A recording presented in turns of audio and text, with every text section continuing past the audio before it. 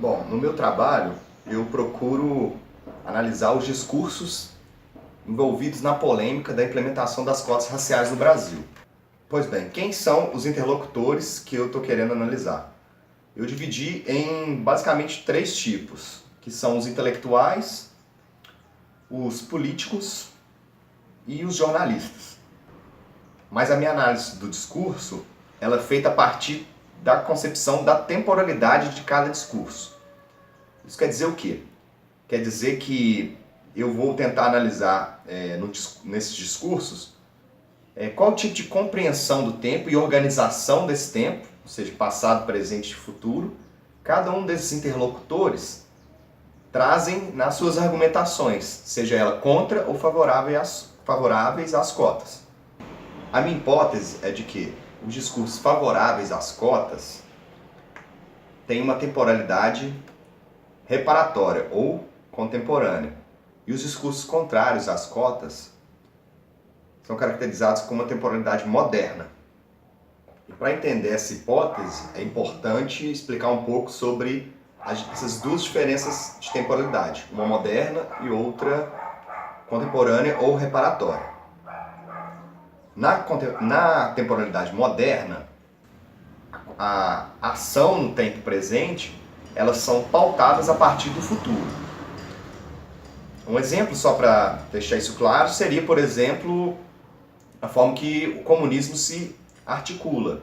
O comunismo ele vê a emancipação num futuro. Esse futuro seria a revolução. Pois bem, outra característica da concepção moderna seria de que você valorizar uma compreensão baseada no conceito de nação. Conceito de nação e, aliado ao conceito de nação, uma ideia de identidade nacional homogênea.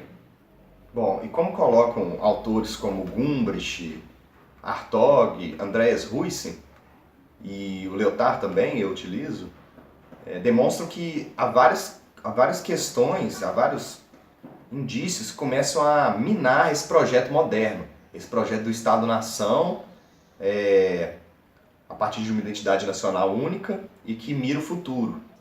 Primeiro o Lyotard, vamos pegar o Lyotard primeiro, ele está dizendo que a automodernidade, ali na década de 80, né, que ele está analisando, é caracterizado pelo fim das metanarrativas, que seria o quê? O fim dessas narrativas de cunho moderno, que eu já expliquei, né? E começa a se desenvolver narrativas paralelas de grupos. Cada grupo constitui sua própria narrativa. Aliado a esse tipo de reflexão, no meu trabalho eu coloco o Huyssen.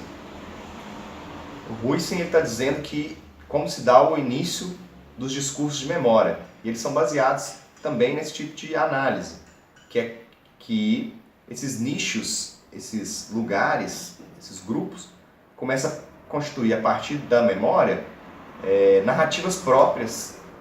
Bom, nesse questionamento aparece o que eu utilizo de políticas reparatórias, que eu utilizo no meu trabalho, o Berber Bernege, que ele trabalha mais com essas políticas de comissão da verdade, que seriam uma nova forma de organização do tempo. Porque se você pensar que esse tempo não está mais se realizando da forma como era na modernidade, ou seja, eu tenho um passado, eu pego esse passado no presente, rearticulo as ideias dele nesse presente e ajo no presente em prol desse projeto que constitui no futuro. Como esse futuro que está dizendo Hartog, está dizendo Gumbrich, é um futuro opaco, que ele não tem mais a capacidade dessa projeção, igual a gente tem no comunismo, por exemplo, de projetar algo e agir em prol desse algo, né?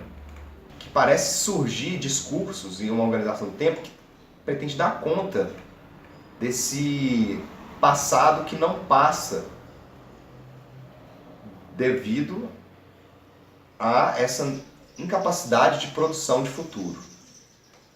Bom, aí que entra os sistemas reparatórios e aí que entra a questão das cotas, que para mim são movimentos de reparação. e que, por isso, estão inseridos numa outra temporalidade, que é a temporalidade baseada na reparação, e a temporalidade contemporânea, que é diferente da temporalidade moderna. Então, portanto, quando eu vou analisar os discursos sobre as cotas, o que eu estou querendo fazer e essa é a minha hipótese, né, é tentar matizar entre temporalidade moderna, são os discursos contrários às cotas, porque acreditam, por exemplo, o maior índice de argumento que deu para analisar a partir dos textos do grupo GEMA, da Universidade Estadual do Rio de Janeiro, é de que os argumentos são: o Brasil, se a gente está instituir as cotas, a gente vai estar instituindo um Brasil bicolor, uma diferenciação entre negros e brancos, que para essas pessoas não existe.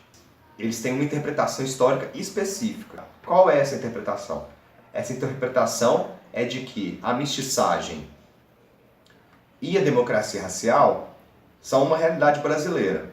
Após a escravidão, devido à forma de organização peculiar da nossa escravidão, que seria uma relação mais pessoal entre senhores e escravos, se constituiu um país que pôde se miscigenar. E, ao se miscigenar, constituiu uma nova raça, que a gente poderia chamar de brasileira.